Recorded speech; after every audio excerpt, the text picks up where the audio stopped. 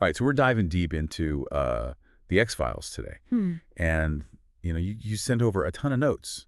Get this, they're in Spanish. Oh, wow. I know, right? It's That's like we've awesome. unlocked like a secret level of X-Files fandom here. I love it. But Yeah. seriously, it's so cool to see your perspective on how this show went from like a cult classic to this global phenomenon and, Yeah. maybe stumbled a bit along the way. Yeah, the Spanish perspective on the X-Files, it's really fascinating. It shows how a show dealing with very American anxieties about government and paranoia could resonate globally. Exactly. Your Yeah. notes tracked the whole journey. The early buzz, the Monster of the Week episodes that hooked everyone, that tangled web of conspiracies, all of it. And of course, we can't forget Mulder and Scully. Right, Mulder and Scully are practically synonymous with the X-Files. What's really remarkable is how they're dynamic, that constant push and pull between belief and skepticism. It transcended cultural boundaries. Totally. But you know what I find really interesting from your notes? You highlighted how perfectly the X-Files landed in 1993. It wasn't just good timing. It was like the show tapped into something brewing under the surface of culture. You're right. Think about it. The early 90s were this weird mix of optimism after the Cold War, but also this growing distrust of institutions. Conspiracy theories were everywhere. The internet was starting to connect people in new ways, and people were questioning everything. The X-Files just landed right in the middle of all that, offering a way to process those anxieties, but in a thrilling, entertaining way. Yeah. It's like the show gave a name, a face to those fears. Suddenly, those late-night conversations about UFOs and government cover-ups, they weren't so fringe anymore. They were on primetime TV being investigated by these two incredibly compelling characters. And those early episodes, you mentioned ice in your notes, such a perfect example of how the X-Files blended classic sci-fi horror with this creeping sense of paranoia. Oh, yeah. The setting, the isolation, the suspicion among the characters, it's like a pressure cooker of tension. Okay, so we've got the cultural context. We've Yeah. got this amazing dynamic duo of Mulder and Scully. And we've got this incredible ability to make even the most outlandish scenarios feel terrifyingly real. But what I'm really curious about is how they kept people coming back for more. I mean, it wasn't just the monsters, right? Right. They had a secret weapon, the structure. The X-Files mastered the art of the standalone episode, The Monster of the Week, alongside this intricate, season-spanning conspiracy storyline. It was genius. Yeah, it's like they give you two shows for the price of one. You can tune in for like a creepy creature feature one week, and then the next you're getting these breadcrumbs about alien colonization and government cover-ups. Yeah. It's no wonder people were obsessed. What's fascinating is how they use those Monster of the Week episodes, which, let's be honest, were often terrifying, to explore deeper themes. Your notes touch on this. How these seemingly standalone stories reflected real-world anxieties. Take the host with that horrifying Flukeman creature. Oh, yeah. It wasn't just about a monster in the sewers. It was about pollution, about the consequences of our actions on the environment. Whoa, I never thought about it that way. So it's like those episodes were doing double duty, scaring the pants off of us and making us think about the real world at the same time. Sneaky but brilliant. Exactly. And then you have the conspiracy storyline, which was this puzzle box that unfolded over multiple seasons. The enigmatic smoking man, those shadowy syndicates pulling the strings, the constant feeling that the truth was just out of reach. It was incredibly addictive. You mentioned the Erlenmeyer flask Yeah. in your notes, which for anyone who hasn't seen it is a total game changer. It's the episode where the conspiracy really kicks into high gear, and it ends with this insane cliffhanger that left everyone wanting more. It's a masterclass in tension building. It perfectly blends those sci-fi elements with political intrigue, leaving you questioning everything and everyone. And it also introduced us to the Syndicate, that shadowy organization at the heart of the conspiracy, further fueling the show's paranoia. Okay, so things are going great. The X-Files is a massive hit, winning awards, spawning merchandise, inspiring countless water cooler conversations. So where does it all go wrong? What happens to this golden age of the X-Files? Well, as with any long-running show, there are bound to be some growing pains. The conspiracy, which was so captivating at first, started to become, well, let's just say it got a little convoluted. Yeah, your notes mentioned this too, this sense that the show was spinning its wheels a bit, piling on more mysteries without offering any real answers. And that frustration among viewers, the feeling of being strung along, it began to erode the trust that the show had built so carefully. You can only tease the audience for so long before they start to lose interest. And remember, this is before the age of binge watching. Right. People had to wait a whole week for the next episode, a whole summer for the next season. That's a lot of time to build up anticipation and potentially disappointment. It's true. The way we consume TV has changed so much since then. Back then, a cliffhanger was a risky move. You were really asking a lot of your audience to stick with you. But okay, so the conspiracy is getting a little messy. Yeah. But wasn't there also a shift in the overall tone of the show? It started to feel different. You're right. There's a noticeable shift in tone as the series progresses. The humor, which was always present in those early seasons, even amidst the darkness, it started to fade. The show became darker, more cynical, and some might say even a bit self-serious. It's like they lost some of that playfulness, that sense of fun that made the early seasons so compelling. And speaking of compelling, what about Mulder and Scully? We've talked about their dynamic, but did they change too? Absolutely. The characters weren't immune to the show's evolving tone. They went through a lot, both individually and as partners. They faced betrayals, losses, unimaginable horrors, and it took a toll. They became wearier, more jaded, and perhaps a little less trusting of each other. Yeah, it makes sense, right? You can't go through all that and come out unscathed. But it does make you wonder, did the show lose something essential when it lost that spark between Mulder and Scully? That sense of hope, even in the darkest of times?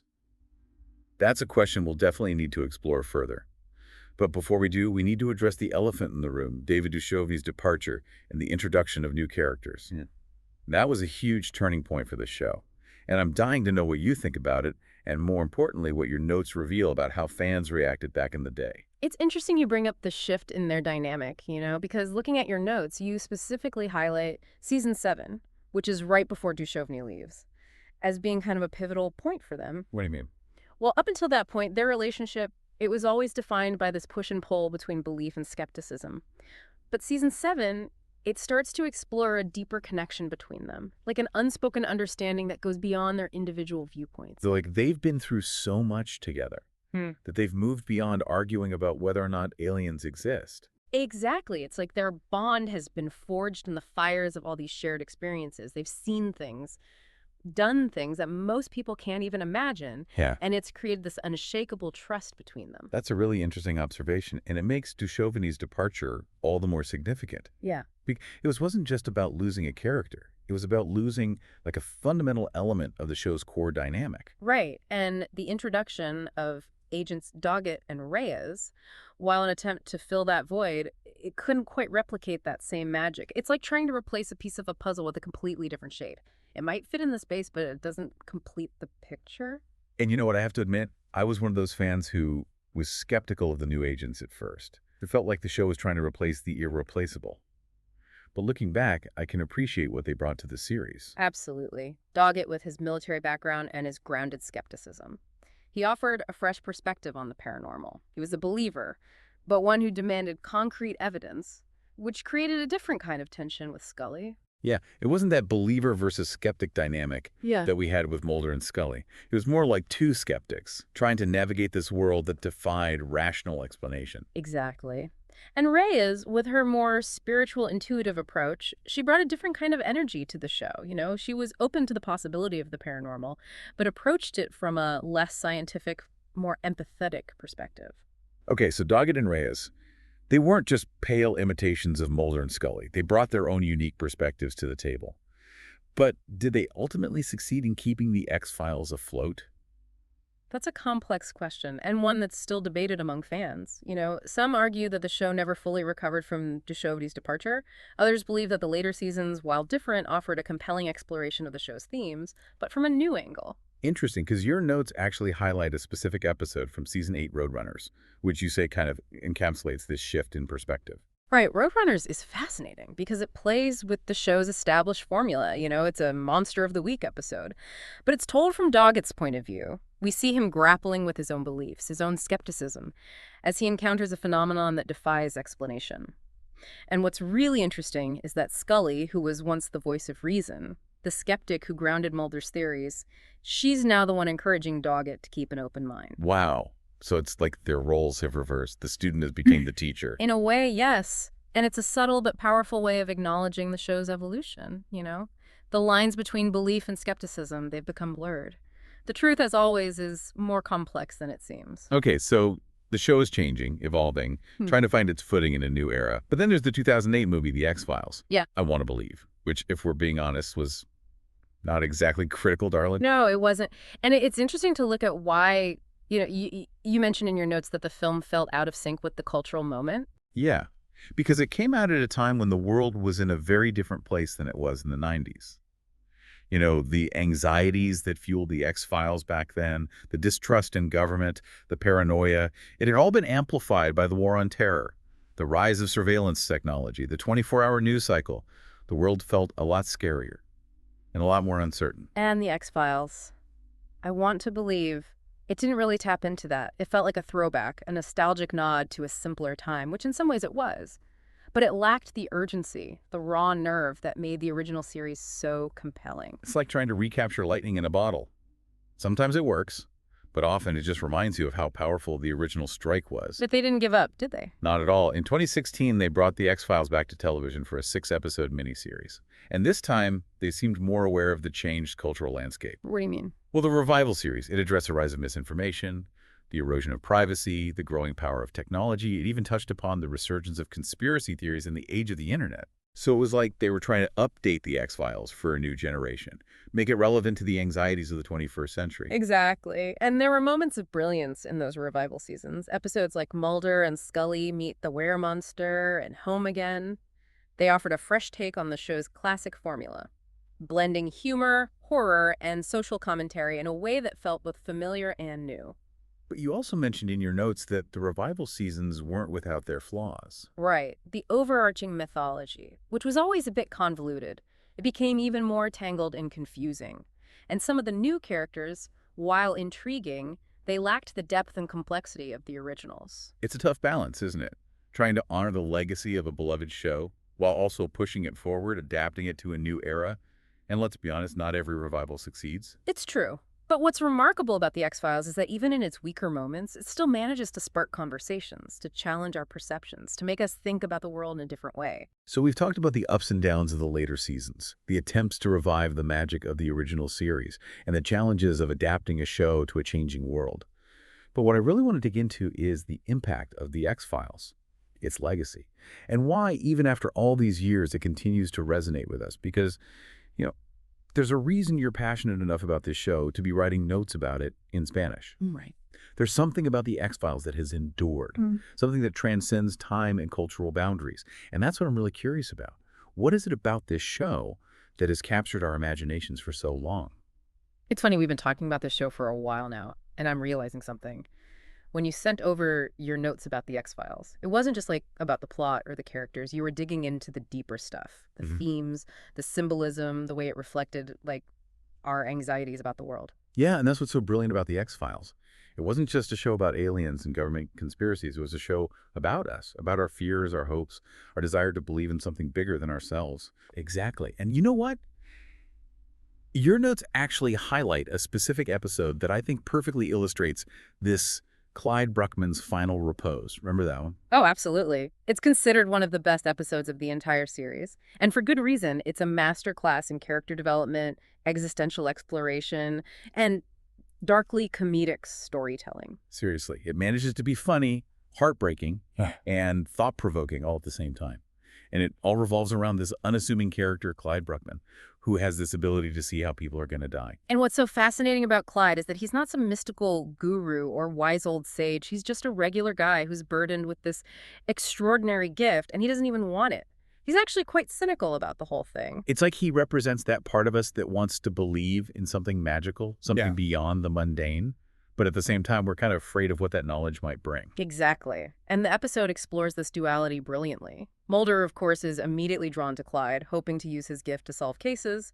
But Scully, as always, is more skeptical, more cautious. But even Scully can't deny the power of Clyde's ability.